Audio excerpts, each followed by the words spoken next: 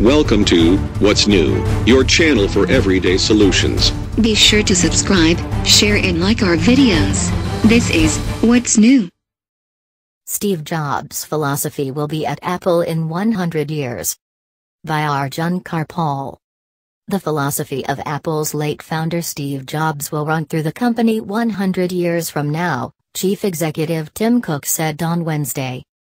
Addressing students at the University of Glasgow in Scotland, Cook said that Jobs was the person who had influenced him the most by far. Steve's DNA will always be the core of Apple. Steve is deeply embedded in the company. We celebrate him and we celebrate his philosophy.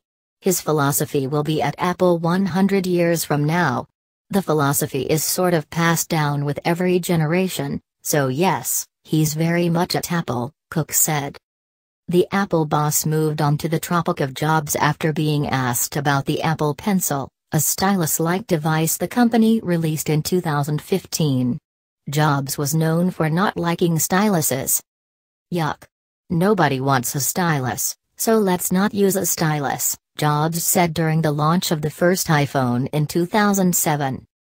Cook responded to the question from the audience about why Apple introduced the Pencil, saying that it did not contradict Jobs' thoughts. The truth is Steve did hate styluses.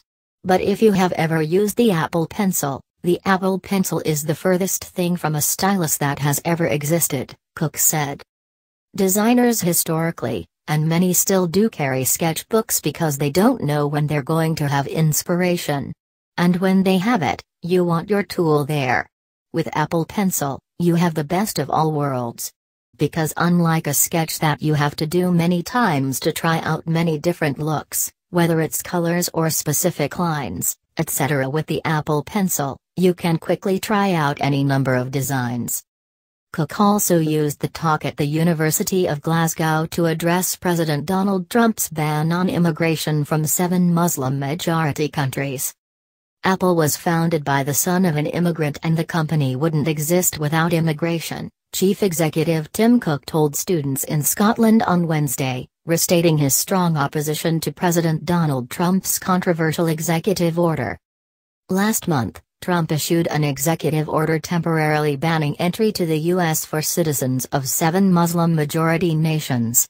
The order has since been challenged and suspended in the U.S. courts after the state of Washington successfully got the ban overturned.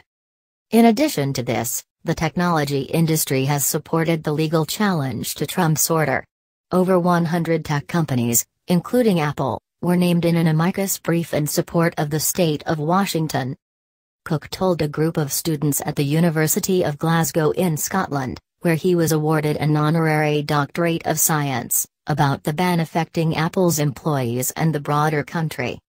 If we stand and say nothing, it's as if we're agreeing, Cook said. Apple would not exist without immigration. This is a huge issue for us. We stand up, we don't sit in silence. The Apple CEO also referenced the late founder Steve Jobs, who was the son of Abdul Fattah Jandali, who was born in Syria. Steve was the son of an immigrant.